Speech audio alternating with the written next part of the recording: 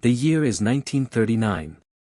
Europe, scarred by the Great War just 2 decades prior, stands on the precipice of another, far more devastating conflict. The air is thick with tension, a palpable sense of dread hanging over capitals from London to Warsaw. Today, we unravel the chilling story of how the world descended into its darkest chapter, the German invasion of Poland. This wasn't a sudden explosion of violence, but the culmination of years of calculated aggression, diplomatic failures, and a chilling disregard for human life. We'll explore the intricate web of events that led to that fateful September morning, delve into the geopolitical chessboard, and examine the formidable war machine that was the German Wehrmacht. What truly happened in those pivotal moments, and how did the world react as the first shots of World War II echoed across the continent? Join us as we journey back to 1939, to understand the origins of a global catastrophe. Our story begins not in 1939, but years earlier, with the rise of a man consumed by a singular, destructive vision, Adolf Hitler. For him, the Treaty of Versailles, which ended World War I, was a national humiliation, shackles on German pride and power. His core ambition was clear: to dismantle this treaty, unite all German-speaking peoples under one banner, and carve out vast new territories in Eastern Europe, a concept he termed Lebensraum, or living space. This wasn't just rhetoric, it was a blueprint for conquest. Hitler's path to war was paved with audacious gambles. In 1936, he defied the Versailles Treaty by remilitarizing the Rhineland, a demilitarized zone bordering France. The international community, particularly Britain and France, offered no firm resistance, a decision that would haunt them. This inaction emboldened Hitler, confirming his belief that the Western powers lacked the will to confront him. 2 years later, in 1938, he orchestrated the Anschluss, the annexation of Austria, another blatant violation of international agreements. Again, the response was muted. The most critical turning point came with the Sudetenland crisis. Hitler demanded the Sudetenland, a region of Czechoslovakia with a significant German-speaking population. In a desperate attempt to avert war, British Prime Minister Neville Chamberlain and French Premier Édouard Daladier met with Hitler and Mussolini in Munich in September 1938. The infamous Munich Agreement allowed Germany to annex the Sudetenland. Chamberlain returned to Britain proclaiming "peace for our time," but this policy of appeasement proved to be a catastrophic miscalculation. Hitler, far from being satisfied, saw it as a sign of weakness. Just 6 months later, in March 1939, he brazenly invaded the rest of Czechoslovakia, shattering the illusion of peace and revealing the true extent of his insatiable ambitions. This act finally galvanized Britain and France into action, leading them to guarantee Poland's independence. Poland, a nation reborn after World War I, found itself in a precarious position. The Treaty of Versailles had granted Poland access to the Baltic Sea through the Polish Corridor, which separated East Prussia from the rest of Germany. The city of Danzig, a predominantly German city, was made a free city under the League of Nations. Hitler, predictably, demanded the return of Danzig and extraterritorial access across the corridor. Poland, however, stood firm, bolstered by the recent guarantees from Britain and France. They understood that conceding to Hitler's demands would only be the first step towards their complete subjugation. Then came the diplomatic bombshell that sent shockwaves across the globe, the Molotov-Ribbentrop Pact. On August 23, 1939, Nazi Germany and the Soviet Union, two ideological archenemies, signed a non-aggression treaty. The world watched in disbelief. But the true horror lay in the secret protocols of this pact, which carved up Eastern Europe into spheres of influence, effectively sealing Poland's fate. For Hitler, this was a strategic masterpiece. It eliminated the dreaded two-front war scenario that had plagued Germany in World War I, allowing him to focus his full military might on Poland without fear of Soviet intervention. For Stalin, it was a pragmatic, albeit cynical, move to buy time, expand Soviet territory, and create a buffer zone against future German aggression. This unholy alliance was the final piece of the puzzle, giving Hitler the green light for invasion. As August 1939 drew to a close, frantic diplomatic efforts were made to avert the impending catastrophe. But Hitler was resolute. He needed a pretext, a justification for his aggression. This came in the form of the infamous Gleiwitz incident, a false flag operation staged by the SS. German commandos, dressed in Polish uniforms, attacked a German radio station near the border, broadcasting anti-German messages. The next morning, September 1, 1939, Hitler announced to the world that Poland had attacked Germany, and his forces were retaliating.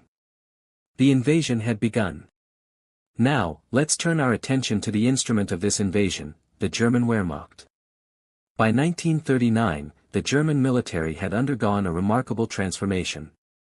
From the ashes of Versailles, a new, highly mechanized, and well-trained fighting force had emerged, ready to unleash a new form of warfare, the Blitzkrieg, or lightning war. This strategy emphasized speed, surprise, and overwhelming force, aiming to bypass static defenses and rapidly encircle enemy forces. At the heart of the Blitzkrieg were the Panzers. While not yet the formidable beasts of later war years, the German tank divisions in 1939 were revolutionary in their deployment. They comprised a mix of light tanks like the Panzer I and Panzer II, primarily used for training and reconnaissance, and a smaller number of more capable Panzer IIIs and Panzer IVs. The Panzer III, armed with a 3.7 cm cannon, was designed for tank-on-tank combat, while the Panzer IV, with its short-barreled 7.5 cm gun, provided infantry support.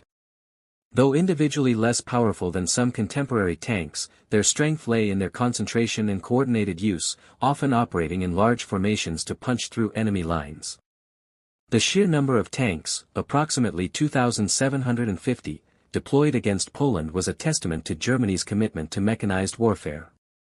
Supporting the Panzers was a highly effective infantry, equipped with reliable and robust weaponry. The Karabiner 98K, the standard bolt-action rifle, was a testament to German engineering, known for its accuracy and durability. For close-quarters combat, the MP-3840 submachine guns provided rapid fire, particularly for squad leaders. But perhaps the most iconic infantry weapon was the MG-34 machine gun, a versatile and high-rate-of-fire weapon that served as the backbone of German squad-level firepower. These weapons, combined with the distinctive Model 24 steel hand grenade, or stick grenade, gave the German infantry a significant edge. The Luftwaffe, the German Air Force, was the third crucial component of the Blitzkrieg. With around 2,315 aircraft, it quickly established air superiority over Poland.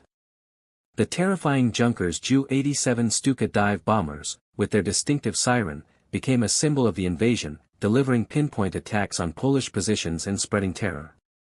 Medium bombers like the Heinkel He-111 and Dornier Do-17 pounded airfields, infrastructure, and troop concentrations, disrupting Polish command and control. Overhead, the Messerschmitt Bf-109 fighters swept the skies, ensuring German dominance and protecting their bombers. The coordinated assault from air and ground was devastatingly effective. But a military machine, no matter how advanced, is only as good as its logistics. The Blitzkrieg's rapid advances placed immense strain on the Wehrmacht supply lines. Unlike the Polish army, which still relied heavily on horse-drawn transport, the Germans had a significant proportion of motorized units.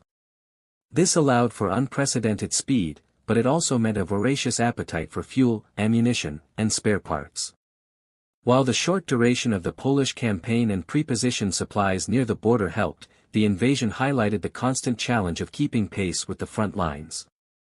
Railways and roads, though often damaged by retreating Polish forces, were quickly repaired and utilized to keep the supplies flowing. This logistical prowess, though tested, was a key factor in the rapid German victory. Beyond the machines and the logistics, lay the human element, the German soldier. By 1939, many in the Wehrmacht had undergone years of intense ideological indoctrination. They were fed a steady diet of Nazi propaganda, which demonized Poles and justified the invasion as a necessary step for German security and expansion. This, coupled with the early successes and the perceived weakness of Polish resistance, generally fostered high morale. Soldiers believed they were fighting for a just cause, reclaiming lost German territories, and demonstrating the superiority of the Aryan race. The rapid advance meant constant movement, limited rest, and intense, short-duration combat. For many, it was their first taste of real warfare, and the swift victory reinforced their belief in the effectiveness of the Blitzkrieg and their own fighting prowess. However, it's crucial to acknowledge that the invasion was marked by significant brutality against Polish civilians and prisoners of war.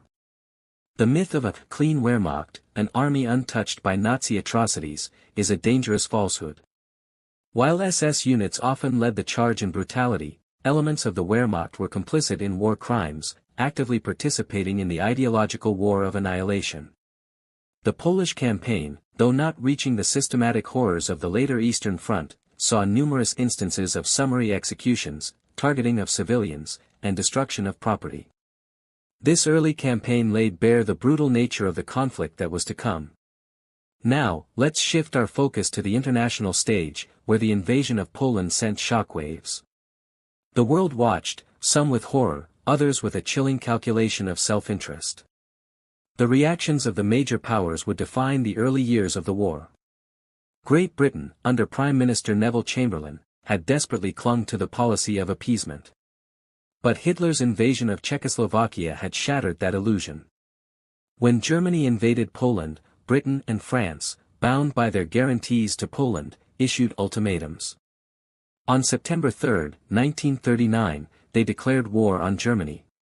Yet, their military response was hesitant, leading to what became known as the phony war on the Western Front. This period of inaction, while strategically debated, left Poland to face the German onslaught largely alone, fostering a deep sense of betrayal among the Poles. The British and French public, weary from the Great War, were reluctant to commit to another full-scale conflict, and their military preparedness lagged behind Germany's. The Soviet Union, under Joseph Stalin, played a cynical but pragmatic game. Just a week before the invasion, the Molotov-Ribbentrop Pact had been signed, secretly dividing Eastern Europe. On September 17, as Poland crumbled under the German assault, Soviet forces invaded from the east, ostensibly to protect Ukrainian and Belarusian populations. For Stalin, this was a calculated move to create a buffer zone, reclaim lost territories, and, crucially, buy time to build up his military for an inevitable future conflict with Germany. This unholy alliance, however, shocked the world and solidified the brutal division of Poland between two totalitarian powers. Benito Mussolini's Italy, Germany's ideological ally through the Pact of Steel, chose a path of non-belligerence when the invasion began. Italy's military was exhausted from recent campaigns in Ethiopia and the Spanish Civil War, and its economy was ill-prepared for a major conflict. Mussolini, a pragmatist despite his bombastic rhetoric, opted to wait for a more opportune moment to join the war, which he did in June 1940, when France was on the verge of collapse. This decision, while pragmatic for Italy, highlighted the fragility of the Axis alliance in its early stages. Finally, let's delve deeper into the position of the United States. In 1939, America was deeply rooted in a policy of isolationism, a sentiment born from the disillusionment of World War I and the economic devastation of the Great Depression. The prevailing belief was that European conflicts were not America's concern, and that involvement would only lead to further loss of American lives and resources. This isolationist stance was enshrined in a series of neutrality acts passed in the mid-1930s. These acts were meticulously designed to prevent the U.S. from being drawn into foreign wars by prohibiting the sale of arms, loans, and credits to belligerent nations, and severely restricting American travel to war zones. The memory of American sacrifices in World War I, coupled with the economic hardships at home, fueled a powerful desire to avoid entanglement in Europe's perennial conflicts. However, President Franklin D. Roosevelt, a master of political maneuvering and a keen observer of global affairs, understood the escalating threat posed by aggressive totalitarian regimes in Europe and Asia. He recognized that the policy of appeasement was a dangerous illusion, and that Germany's relentless aggression would inevitably impact American interests. Roosevelt's monumental challenge was to delicately balance the deeply ingrained isolationist sentiment within the American public and Congress with the looming global crisis. He embarked on a subtle, almost imperceptible campaign to prepare the American populace for the inevitable, without overtly alienating a nation fiercely committed to non-intervention. When news of the German invasion of Poland broke on September 1, 1939, Roosevelt was immediately informed. In his iconic fireside chat on September 3, he addressed the American people, declaring the official U.S. stance of neutrality. Yet, with characteristic foresight, he added a crucial, almost revolutionary caveat: I cannot ask that every American remain neutral in thought as well. Even a neutral nation has a right to take account of facts. Even a neutral nation has a right to form its own opinion. Even a neutral nation knows the difference between right and wrong. This subtle yet profoundly powerful statement was a masterclass in political communication. It granted Americans the moral license to condemn the aggression without violating the letter of official neutrality. It was a gentle, yet firm, nudge to public opinion, slowly guiding the nation towards a more engaged and morally aware stance. Despite the declaration of official neutrality, Roosevelt's administration began to take decisive, albeit cautious, steps to bolster U.S. defense capabilities. He tirelessly advocated for increased military spending and the modernization of both the Army and Navy, recognizing the urgent need to prepare for a potential future conflict.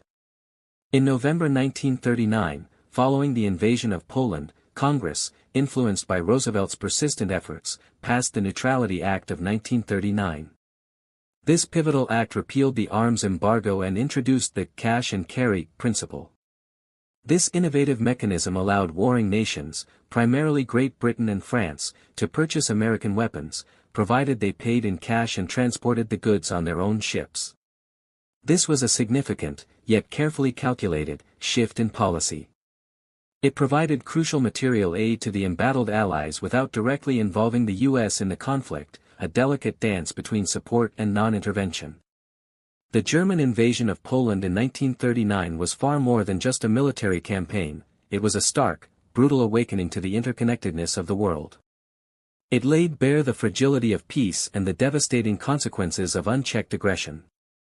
While some nations plunged headfirst into the abyss of war, others, like the United States, navigated a treacherous path between self-preservation and moral obligation. The story of 1939 is not merely a chronicle of military might, it is a profound narrative of political maneuvering, ideological clashes, and the agonizingly difficult choices leaders were forced to make. Understanding these diverse perspectives, the motivations, the fears, and the strategic calculations, helps us grasp the full, terrifying scope of World War II's origins. It offers enduring lessons for international relations today, reminding us of the critical importance of collective security, the dangers of appeasement, and the profound human cost of conflict. The echoes of 1939 resonate even now, a powerful reminder that history, though distant, is never truly silent. Thank you for joining us on this journey through a pivotal moment in human history. We hope this deep dive has provided you with a clearer understanding of the forces that shaped our world.